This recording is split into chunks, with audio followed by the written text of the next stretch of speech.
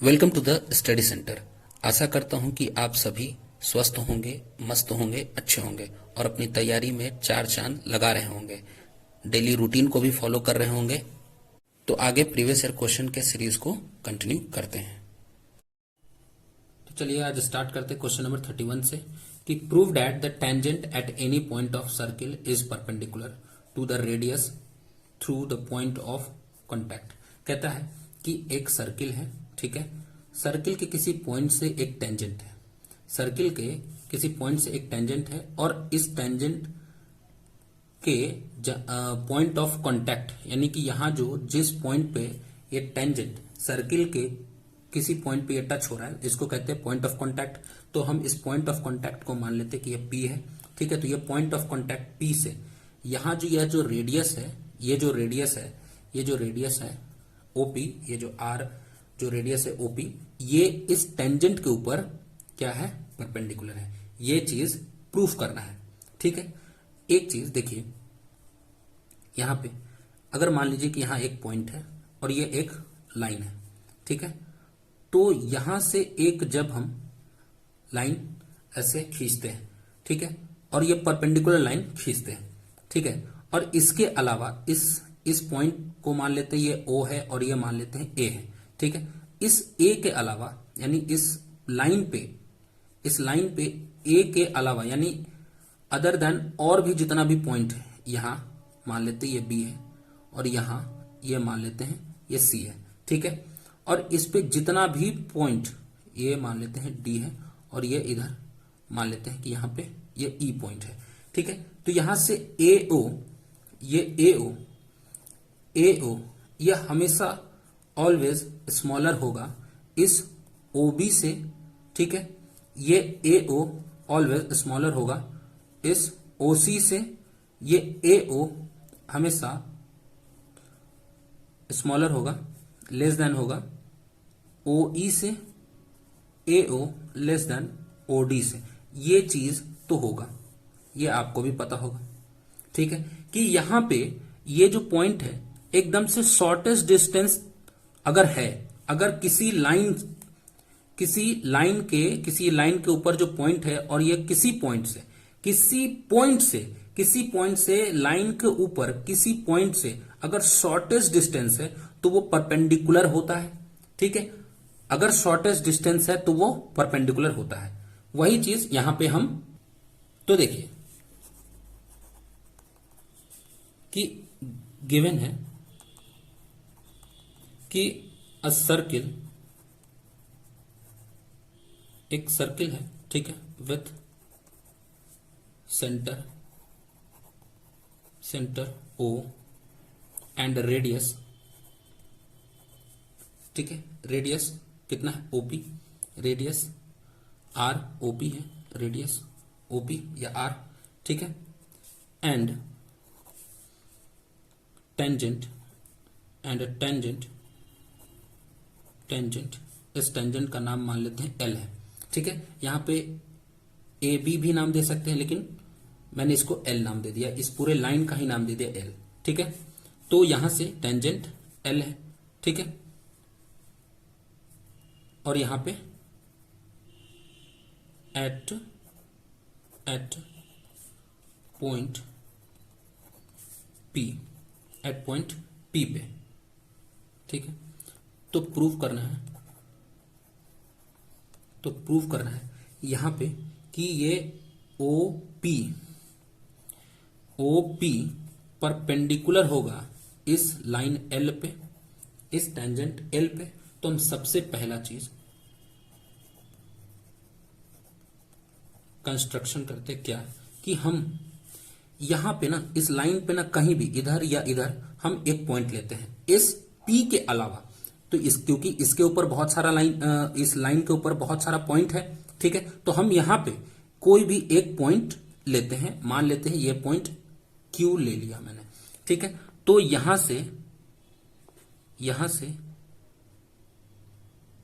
इस तरीके से यहां पे एक पॉइंट ले लिया मैंने लाइन L पे, ठीक है। और यहां जो ये जो पॉइंट यहां जो ये कट रहा है इस ये जो लाइन लिया मैंने, ठीक है, इस लाइन के ऊपर यहां पे ये जो पॉइंट है, इस पॉइंट का नाम दे देता हूं आर, ठीक है। और ये जो इस लाइन के ऊपर जो पॉइंट है, इस लाइन के ऊपर जो पॉइंट है, इसका नाम दे दिया मैंने क्यू, ठीक है। तो यहां पे take a point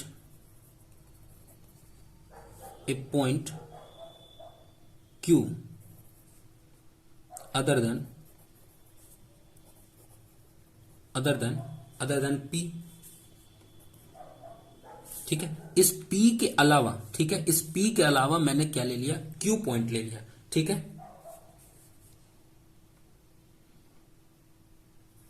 on L, इस L पे, ठीक है। कहां पे लिया ये पॉइंट Q, P के अलावा यह पॉइंट Q ले लिया कहां पे, तो L पे, ठीक है। और ज्वाइन OQ, और इस OQ को मिला दिया, ठीक है। जो विच meets the circle eight R, और जो कि यह R पे सर्किल के ऊपर मिल रहा है, ठीक है। अब हम यहां से प्रूफ करेंगे, ठीक है, यहां से प्रूफ। तो देखिए एक बात कि यहां पे ये जो Q पॉइंट है, ये जो Q पॉइंट है इस टेंजेंट के ऊपर, इस टेंजेंट L के ऊपर, ठीक है। तो लिखेंगे Q is a point, Q एक पॉइंट है, ठीक है, ऑन द टेंजेंट L, ठीक है। इस L टेंजेंट के ऊपर पॉइंट है जो कि P के अलावा कोई दूसरा पॉइंट है, यानी other than the point of contact P, ठीक है। ये पॉइंट ऑफ कॉन्टैक्ट है, मैंने बताया है कि अगर कोई सर्किल है, इस सर्किल के किसी पॉइंट से अगर एक टेंजेंट खींचते हैं, तो यहां जिस पॉइंट पे वो टेंजेंट अगर टच कर रहा होता है, तो इस पॉइंट को क्या कहते हैं, पॉइंट ऑफ कांटेक्ट कहते हैं, पॉइंट ऑफ कांटेक्ट, ठीक है। तो वही है यहां पे, ये जो पॉइंट P है, ये जो पॉइंट P है, ये क्या है, पॉइंट ऑफ कांटेक्ट है, ठीक है। ये पॉइंट ऑफ कांटेक्ट है, इसलिए ये Q जो होगा ना, ये जो Q होगा, ये कहां, इस सर्किल के बाहर, ठीक है। सर्किल के ना ही तो ऊपर और ना ही अंदर, ये सर्किल के बाहर लाई करेगा। तो Q lies outside the circle, ठीक है, ये सर्किल के बाहर लाइज करेगा।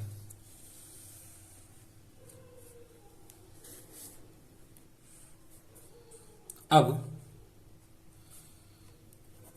लेट OQ, यहां से ये OQ जो है, ये OQ इंटरसेक्ट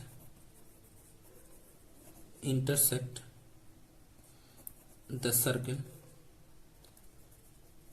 ठीक है, एट R, ठीक है। यहां लेट नहीं भी मान सकते हैं, या हम ऐसे कह सकते हैं कि ये OQ जो है सर्किल को R पर ये काट रहा है, ठीक है। Then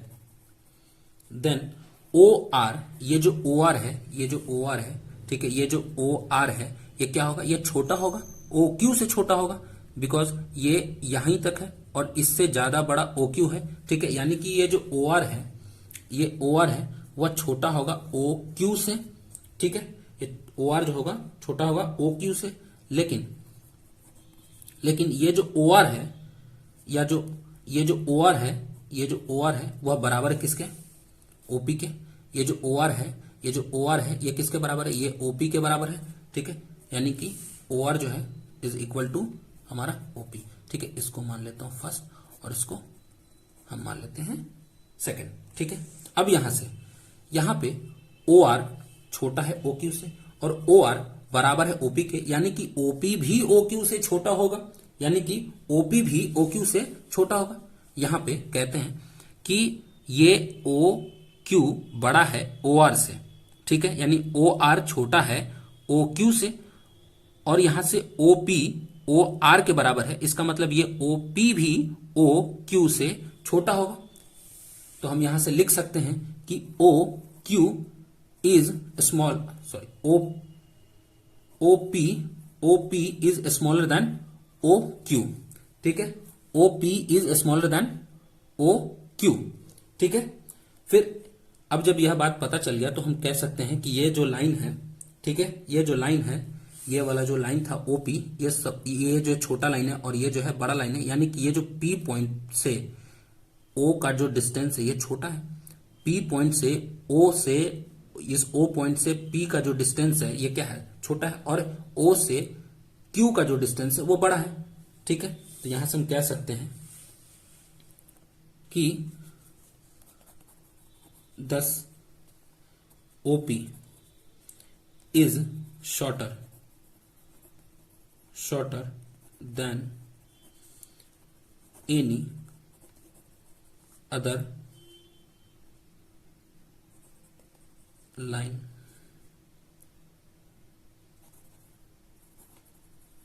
segment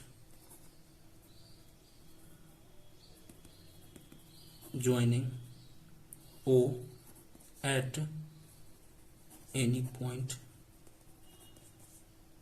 of tangent L than P, यानी कि P के अलावा इस लाइन के ऊपर जितना भी पॉइंट होगा वो सब O से, अगर यहाँ पे कहीं भी पॉइंट होगा, अगर यहाँ से कहीं भी, तो सब जो है O से उसको जोड़ने पर वो सब क्या होगा, बड़ा होगा, ठीक है, OP से, यानी OP जो है छोटा होगा, ठीक है, OP जो है क्या होगा, छोटा होगा। इसका मतलब ये हो गया कि जो OP है, ये जो OP है, OP is the shortest distance हो गया बिटवीन द पॉइंट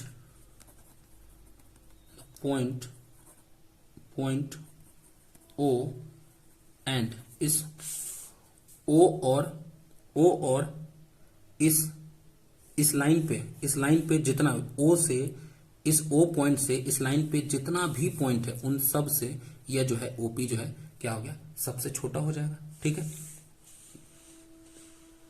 ये OP जो है क्या है, सबसे छोटा डिस्टेंस हो जाएगा पॉइंट O से लाइन पे एंड लाइन L, ठीक है, यानी जो टेंजेंट L है, ठीक है, इस टेंजेंट L पे कहीं भी अगर पॉइंट होता है तो इससे क्या होगा, ये OP जो लाइन है ये छोटा ही होगा, ठीक है। यानी और अभी बताया कि जो शॉर्टेस्ट होगा, the shortest distance between a point and a line is perpendicular distance, ठीक है। अब जो छोटा वाला है, यहाँ पे अभी समझाया था मैंने कि जो छोटा वाला जो लाइन होगा, इस लाइन के ऊपर जो सबसे, इस O पॉइंट से जो सबसे छोटा वाला जो लाइन होगा वही परपेंडिकुलर होगा। तो यहाँ पे इस लाइन के ऊपर OP ही जो है क्या है, सबसे छोटा है, इसीलिए ये जो OP है इस लाइन के लाइन L का क्या है, परपेंडिकुलर है, इसलिए OP is perpendicular to L। तो यह हो गया प्रूव्ड, ठीक है। अब 31 का और, ठीक है, कह रहा है कि एक quadrilateral ABCD is drawn to circumscribe a circle, prove that AB plus CD is equal to AD plus BC। ये कह रहा है कि एक सर्किल के चारों ओर एक क्वाड्रिलेटरल एक क्वाड्रिलेटरल इस तरीके से सर्कम स्क्राइब है, ठीक है, यानी ए बी सी और डी मान लेते हैं इस तरीके से। और इस सर्किल को कहां पे ये टच कर रहा है, ये क्वाड्रिलेटरल सर्किल को कहां टच कर रहा है, तो पी पॉइंट पे, क्यू पॉइंट पे, आर और एस पॉइंट पे, ठीक है, इस तरीके से मान लेते हैं। तो इसमें यह प्रूव करना है कि ये जो ए बी होगा प्लस ये जो सी डी है, ये A B plus C D यह बराबर होगा इस A D plus B C के, A D plus B C के, ठीक है। तो इसके लिए हम क्या करते हैं, इसके लिए हम करेंगे क्या, लेट कि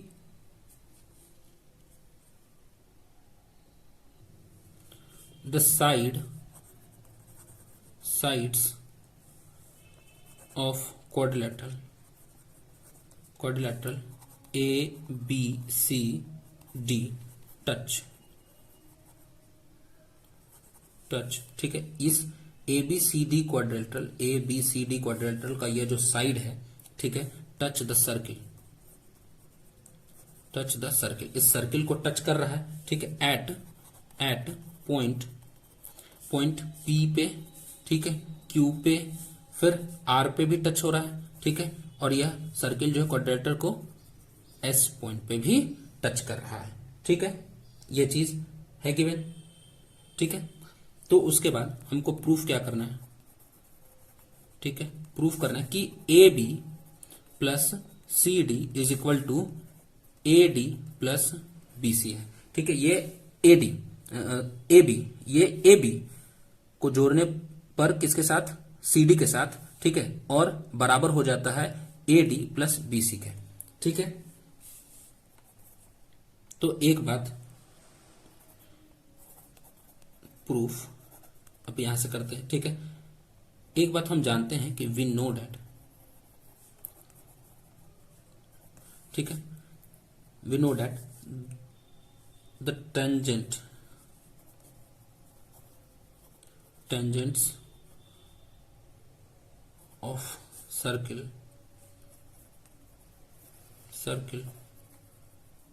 drawn from an external point are equal, ठीक है, ये इक्वल होता है, ठीक है ना। यानी कि अगर किसी सर्किल के बाहर अगर जितना भी, अगर इस सर्किल के बाहर एक पॉइंट है ये P, और इस पॉइंट P से अगर हम टेंजेंट खींचते हैं तो ये AP इज इक्वल टू हो जाएगा BP के, ठीक है ना। यानी कि पॉइंट जो एक्सटर्नल पॉइंट हमारा जो P है, इस एक्सटर्नल पॉइंट P से अगर हम टेंजेंट खींचते हैं, इस टेंजेंट को अगर यह जो टेंजेंट खींच रहे हैं तो ये टेंजेंट AP और यह BP यह बराबर होगा। तो देखिए यहां पे इस सर्किल के एक्सटर्नल पॉइंट B है, यहां पे एक सर्किल का एक्सटर्नल पॉइंट A है, उसी तरीके से सर्किल का एक्सटर्नल पॉइंट C है, यहां पे भी D है। तो यहां से एक्सटर्नल पॉइंट A है, तो यहां से AP एक टेंजेंट बन रहा है और AS एक टेंजेंट बन रहा है। इसका मतलब कि AP बराबर होगा AS के, तो हम यहां से लिख सकते हैं, क्योंकि वही चीज अभी यहां मैंने बताया कि जो टेंजेंट होगा सर्किल का, ठीक है, वो जो टेंजेंट अगर खींचा गया अगर एक्सटर्नल पॉइंट से, यानी कि एक सेम ही पॉइंट से अगर टेंजेंट इस तरीके से खींचे गए तो वो क्या होगा, इक्वल होगा, ठीक है। यानी कि AP, ये जो AP है ये AP बराबर होगा AS के, ठीक है। फिर उसी तरीके से BP बराबर होगा BQ के, BP बराबर होगा BQ के, ठीक है। फिर वैसे ही यहां से CR, ये CR बराबर होगा CQ के, ठीक है। फिर ये DR बराबर होगा DS के, ठीक है। तो ये क्यों बराबर हुआ कि टेंजेंट जो होता है, tangent drawn from same point are equal, ठीक है। ये इसलिए ये चारों जो है एक दूसरे के बराबर है। ठीक है, ये सभी जो है एक दूसरे के बराबर है। और अब हम क्या करते हैं कि एडिंग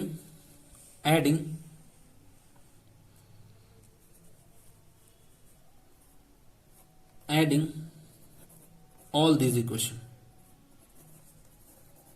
ठीक है, इन सभी को हम क्या कर देते हैं, ऐड करते हैं, यानी कि इसको एपी को बीपी से, यानी बीपी को सीआर से, और सीआर को डीआर से, यानी इक्वल के इस साइड वाला को एलएचएस वाले को एलएचएस से और आरएचएस वाले को आरएचएस से हम जोड़ देते हैं। यानी कि AP plus BP plus CR, ये इस तरीके से, plus DR is equal to AS plus BQ plus CQ plus DS, इस तरीके से जोड़ देते हैं। ठीक है, तो देखिए यहां से एपी और बीपी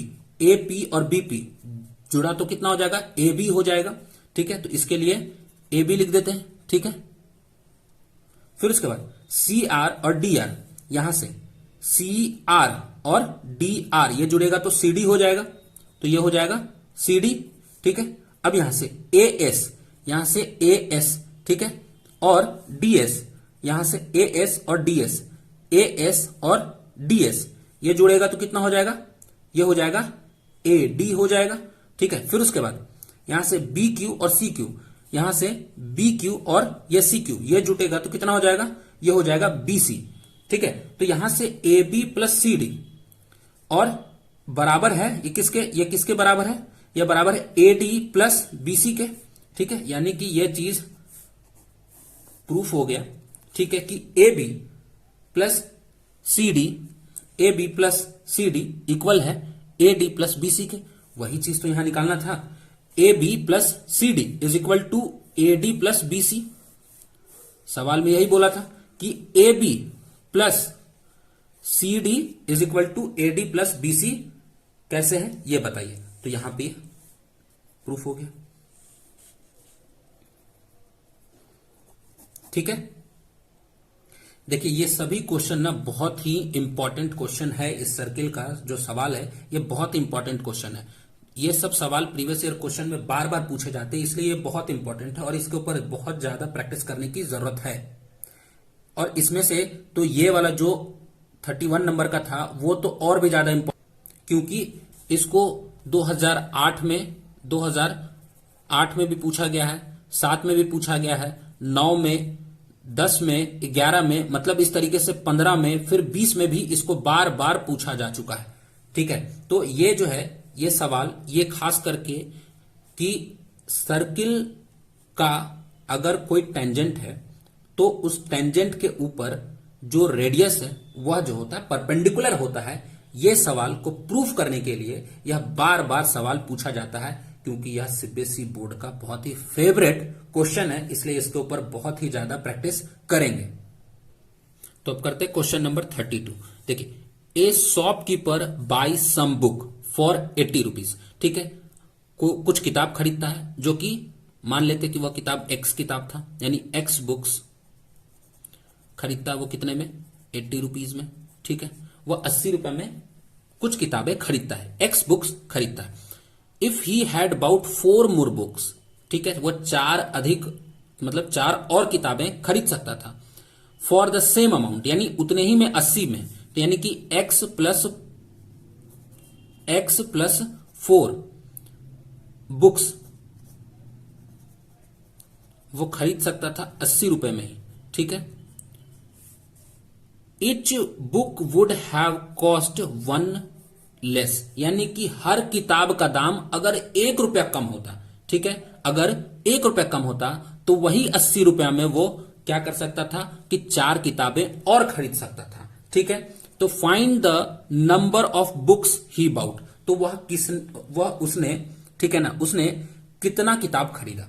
ठीक है, तो वो 80 रुपए में कितना किताब खरीदा यह सवाल में पूछा गया। बताना है कि आखिर ये एक्स बुक खरीदा है तो कितना बुक खरीदा है। ठीक है, यानी एक्स का वैल्यू यहां पे बताना है। अगर हम कहते हैं कि यहां से एक्स बुक का दाम 80 रुपए, तो एक बुक का दाम 80/x हो जाएगा। ठीक है, और यहां से x प्लस 4 बुक का दाम 80 रुपया, तो एक किताब का दाम 80/4 एक्स प्लस 4 रुपया हो जाएगा।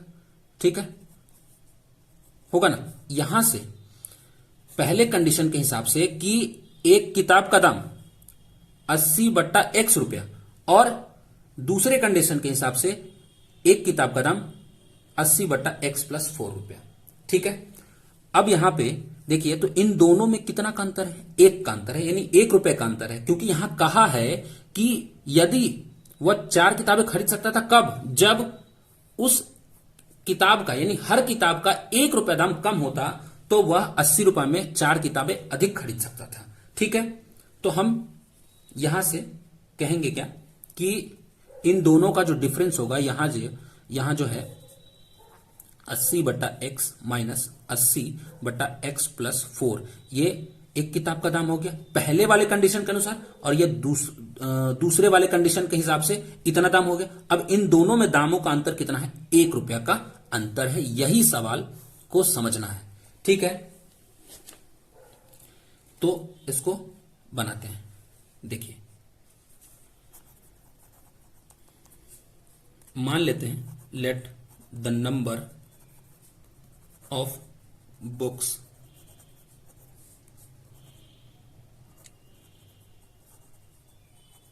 purchased by the shopkeeper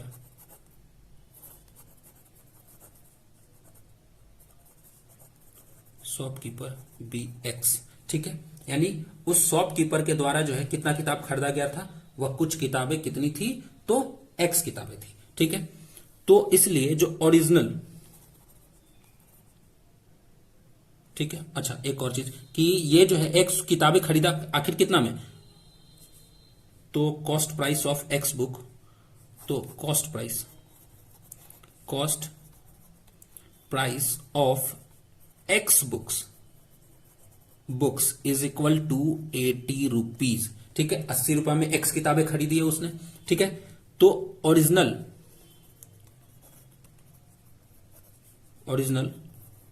cost price of per book, यानी हर एक किताब का, ठीक है, इच बुक 80/x रुपया हो जाएगा। ठीक है, और इसलिए new cost price of per book is equal to 80/x plus 4 रुपया होगा। ठीक है, अब यहां से अकॉर्डिंग टू क्वेश्चन, क्योंकि इन दोनों किताबों मतलब कि पहले कंडीशन में और दूसरे कंडीशन में ये अंतर था कि अगर 1 रुपया दाम कम होता तो वह 4 किताबें अधिक खरीद सकता था। तो वही चीज हो गया कि यहां पे ये और ये इन दोनों का जो अंतर है, डिफरेंस, वो कितना होगा? 1 होगा। ठीक है, तो अब इसको बस फर्दर सॉल्व कर लेते और x का वैल्यू निकाल लेते, तो वो पता चल जाएगा कि शॉपकीपर ने कितने किताबें खरीदी थी। ठीक है, तो इन दोनों का LCM x into x plus 4 हो जाएगा, और यहां से x से x, ये जो एलसीएम होता है उससे डिवाइड करते हैं, तो यहां से x प्लस 4 से इसको 80 से मल्टीप्लाई करेंगे, यानी x प्लस 4 हो गया। फिर यहां से ये 80x हो जाएगा और ये 1 हो जाएगा। यहां से इन दोनों में से 80 कॉमन हो रहा है। ठीक है, तो यहां से क्या बचेगा? x प्लस 4 और माइनस x, और ये इसको इधर लेके आ जाएंगे, तो ये पूरा अगर ये उठ करके जब इधर आएगा तो 1 से गुना होगा तो हो जाएगा x गुना x प्लस 4। ठीक है, अच्छा ये x से x कट जाएगा और यहां से बचेगा 8 चौको 32 is equal to x square, 80 था ना, तो 320 हो जाएगा। x into x x 4 plus ये 4x। ठीक है, अगर इसको थोड़ा सा सजा करके लिखते हैं तो एक्स स्क्वायर प्लस 4x, ठीक है, माइनस 320, क्योंकि ये इधर आएगा, ठीक है, इक्वल टू के इधर आएगा, इसको तो यही रखते हैं। ठीक है, इसको इधर लेकर के आते हैं तो कितना हो जाएगा? माइनस में हो जाएगा क्योंकि प्लस में, फिर उसके बाद इक्वल टू यहां 0 बचेगा। ठीक है, अब यहां पे फैक्टराइजेशन इसका कर लेते हैं। ठीक है। तो फैक्टराइजेशन के लिए क्या करेंगे, इसके आगे का कोफिशिएंट 1 है और ये 32 है, इसको अगर गुना करेंगे तो ये हो जाएगा 320, यानी कि अगर इसका फैक्टराइजेशन करते हैं तो 16 गुना 20 अगर करते हैं तो 16 दूनी 32 यानी 320 हो जाएगा। और इसको जोड़ने या घटाने पर कितना आना चाहिए, 4 आना चाहिए। तो यानी कि 20 में से 16 अगर घटाते हैं तो ये 4 आ जाता है, ठीक है। तो यहां से हम क्या करेंगे, x square plus 20x minus 16x minus 320 is equal to 0, ठीक है। फिर उसके बाद यहां से x कॉमन लेंगे तो x प्लस 20 होगा, ठीक है। और यहां से माइनस 16 कॉमन लेंगे तो x प्लस 20 होगा, ठीक है, इक्वल टू 0 होगा। यहां से फिर देखिए इस एक एक्सप्रेशन और यहां से ये दूसरा एक्सप्रेशन, इन दोनों एक्सप्रेशन में से x प्लस 20 कॉमन हो रहा है। और यहां से अगर x प्लस 20 कॉमन हो गया यहां से भी और यहां से भी, तो यहां से क्या बचेगा, x और यहां से क्या बचेगा 16, ठीक है, इक्वल टू 0, ठीक है। अब यहां पे देखिए मैंने बताया था कि a into b equal to 0 है, तो या तो a को 0 होना पड़ेगा या फिर b को 0 होना पड़ेगा, होगा ना। तो उसी तरीके से यहां पे ये और ये दोनों एक्सप्रेशन गुना होकर के मल्टीप्लाई होकर के 0 आ रहे हैं। इसका मतलब या तो ये 0 होगा या तो ये 0 होगा। तो x plus 20 is equal to 0 या x minus 16 is equal to 0, ये बात। फिर उसके बाद यहां से x का वैल्यू हो जाएगा, ये इधर आएगा तो माइनस 20 और यहां से x का वैल्यू हो जाएगा 16, ठीक है। यानी इसलिए x is equal to minus 20 and 16। लेकिन एक बात, किताब का जो नंबर होगा वो क्या होगा, माइनस में तो नहीं होगा, नेगेटिव तो नहीं होगा, पॉजिटिव ही होगा। इसलिए नंबर ऑफ बुक, ठीक है, hence the number of books bought by the shopkeeper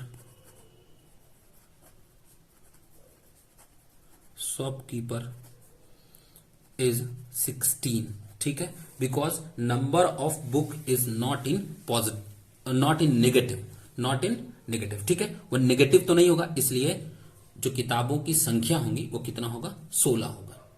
video कैसा लगा कमेंट करके जरूर बताएं और आपने मुझे इतना समय दिया इसके लिए धन्यवाद।